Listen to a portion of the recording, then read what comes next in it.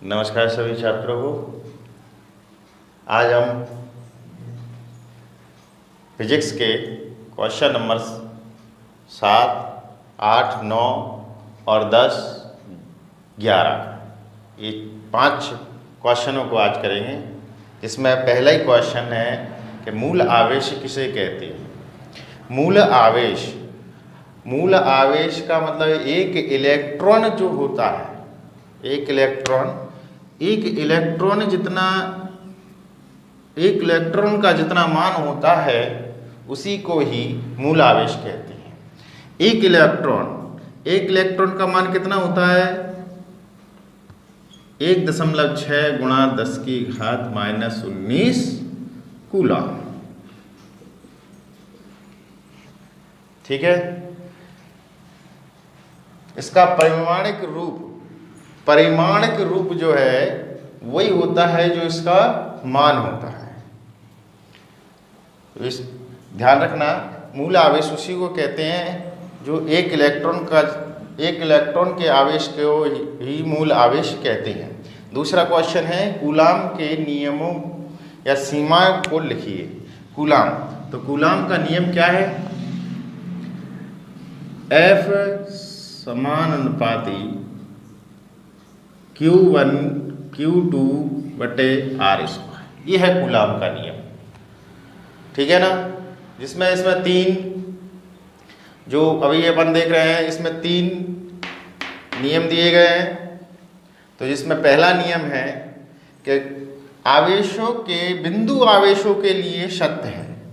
यहाँ पर जो 2 आवेश हैं उन्हें निश्चित स्थिर बिंदु पर रखे जाते हैं। जो 2 आवेशों को स्थिर कर रख देते हैं निश्चित दूरी। ठीक है।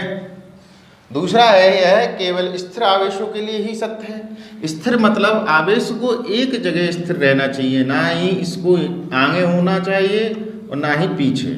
मतलब जहाँ पर भी आप आवेश रख रहे हो उसका मूवमेंट नहीं होना चाहिए, हिलना नहीं चाहिए, मतलब आगे पीछे नहीं होना चाहिए, उसकी जगह जो है फिक्स होना चाहिए। तो जो आवेश हैं Q1 और Q2 इनको एक फिक्स जगह पर रख देते हैं, निश्चित स्थिर कर। यह केवल 10⁻⁻15 मीटर से कम दूरी के लिए सत्य नहीं है।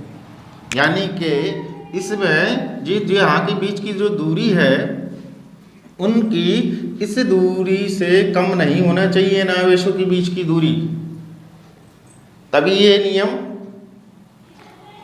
सत्य होगा। अगर दूरी कम है तो ये नियम नहीं लगेगा, असत्य माना जाएगा। तो इस तरह से तीनों नियम थे। पहला था आवेश कैसे होने चाहिए? स्थिर होना चाहिए। दूसरा, यह आवेशों के लिए ही सत्य है। तीसरा था जो उनके बीच की दूरी है उनकी दूरी का मान कितना होना चाहिए? 10⁻⁻15 मीटर से कम दूरियों के लिए सत्य नहीं होता है। ये Q1 और Q2 यहाँ पर आवेश हैं जो एक फिक्स स्थान पर रख देते हैं स्थिर कर, और जो दूरी है वो ये यहीं पर ही इनके तीनों नियम अपन सूत्र से ध्यान रख सकते हैं। एक तो दूरी का होगा कि दूरी कम नहीं होनी चाहिए, 2 बिंदु आवेशों के लिए सत्य है, और जो बिंदु आवेश अपन लेते हैं उन्हें एक फिक्स स्थान पर रख देना चाहिए। तीसरा क्वेश्चन है परावैद्युतांक किसे कहते हैं? तो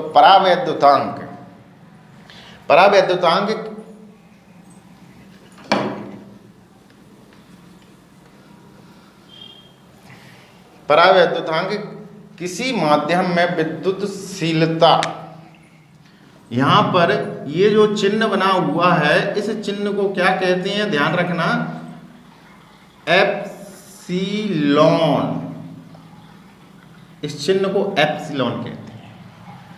माध्यम, ये मतलब माध्यम है, ये कोई भी माध्यम ले लिए, कांच हो सकता है, धातु, कुछ भी।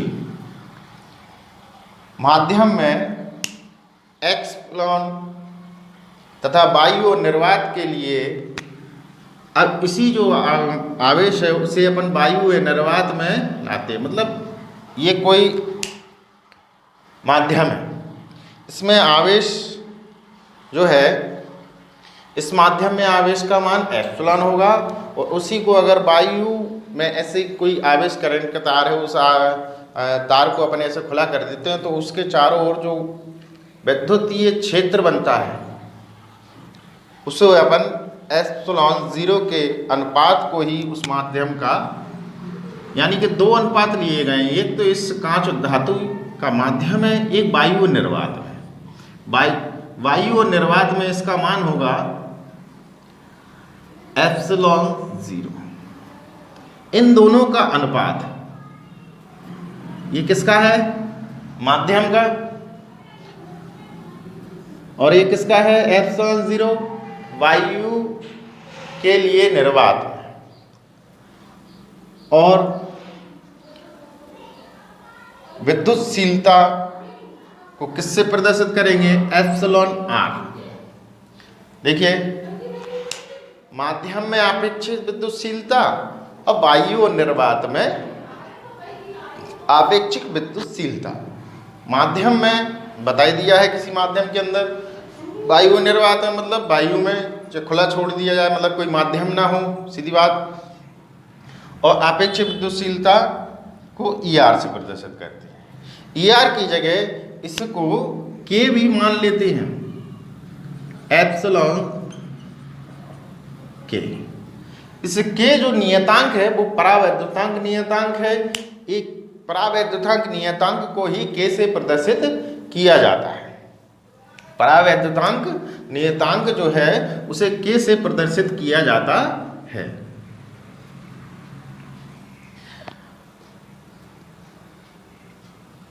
वायु या निर्वात के लिए,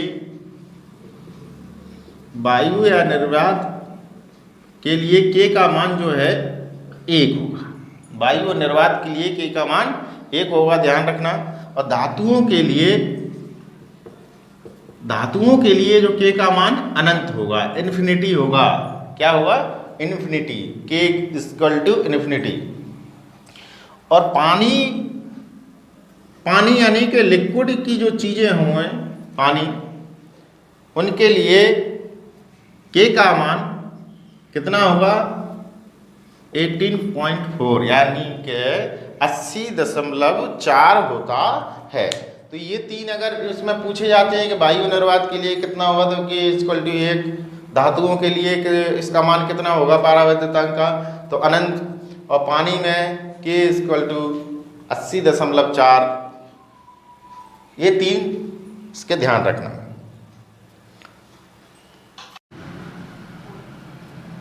दसवां क्वेश्चन, स्थिर विद्युत और गुरुत्वाकर्षण बल की समानताएं और असमानताएं लिखिए। समानताएं मतलब एक सी खूबी। असमानताएं मतलब दोनों में एक दूसरे में अंतर क्या है, असमानताएं। तो स्थिर विद्युत बल और गुरुत्वाकर्षण बल आप लोग जानते ही हो कि जैसे कोई चुंबक है या बल विद्युत के द्वारा जो आकर्षण और प्रतिकर्षण बल लगता है, तो स्थिर विद्युत बल में दो चीज़ें ले सकते हैं अपन, एक चुंबक और दूसरा विद्युत आवेश। और गुरुत्वाकर्षण बल में यानी कि पृथ्वी। इसमें देखिए, यह व्युत्क्रमवर्ग का नियम का पालन करता है, तो ये भी व्युत्क्रमवर्ग का पालन करती है। यह एक संरक्षी बल है और पृथ्वी में भी संरक्षी बल पाया जाता है।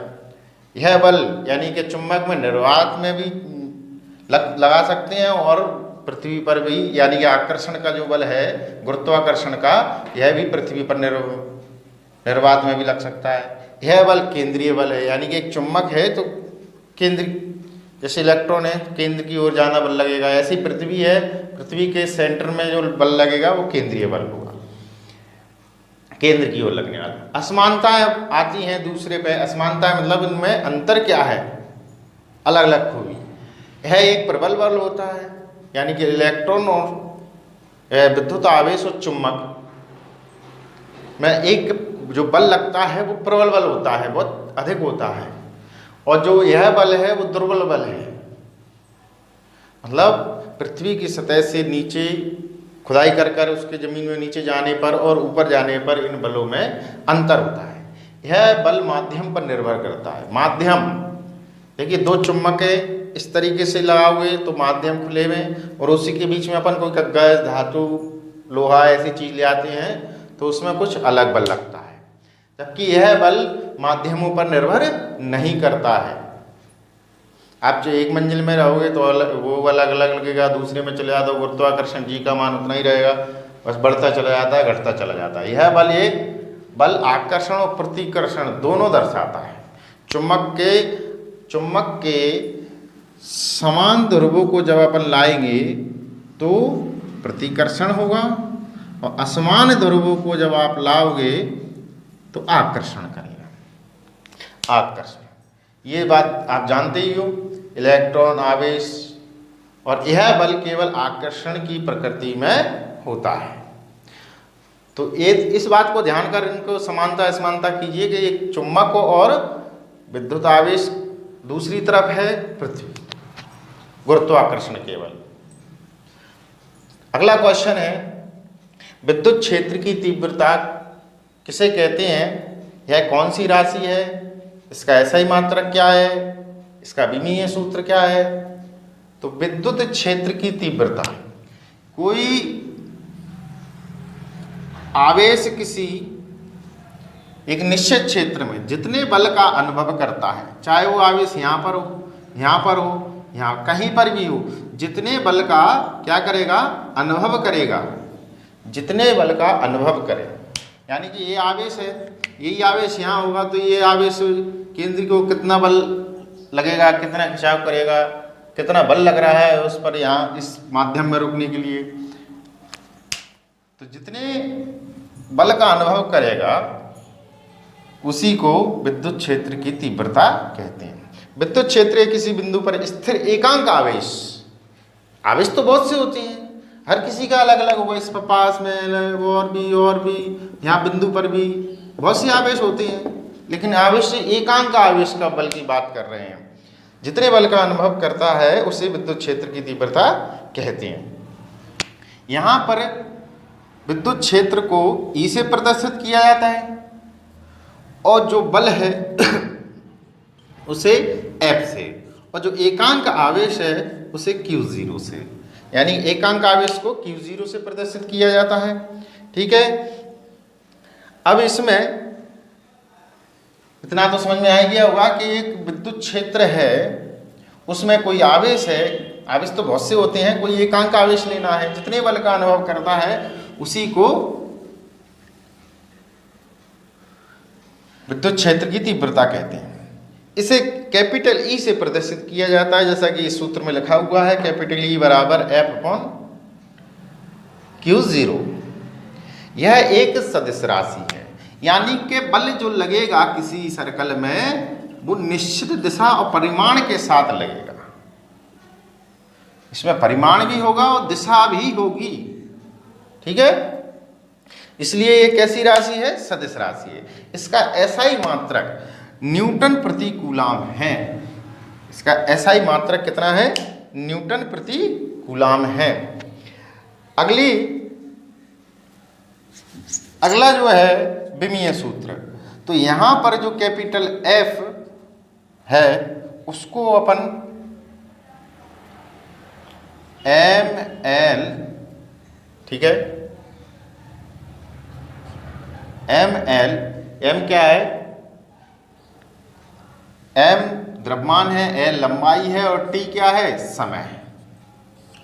ठीक है, और जो q अपॉन में लिखा है, q आवेश, उसका एम्पियर गुणित टाइम। जब इस टाइम और एम्पियर को ऊपर ले जाएंगे तो इनकी पावर माइनस में हो जाएगी, तो t की घात कितनी हो जाएगी? ml t की घात -3 और एम्पियर की भी घात -1। ये इस तरीके से बनता है। F यानी कि बल का जो विमीय सूत्र है वो ऊपर लिखा है, और जो T आवेश का विमीय सूत्र A × T होता है।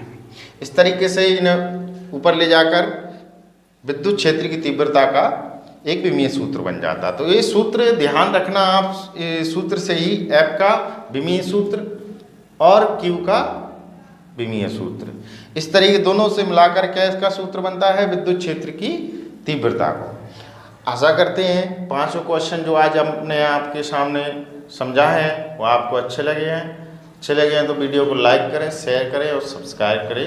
नमस्कार।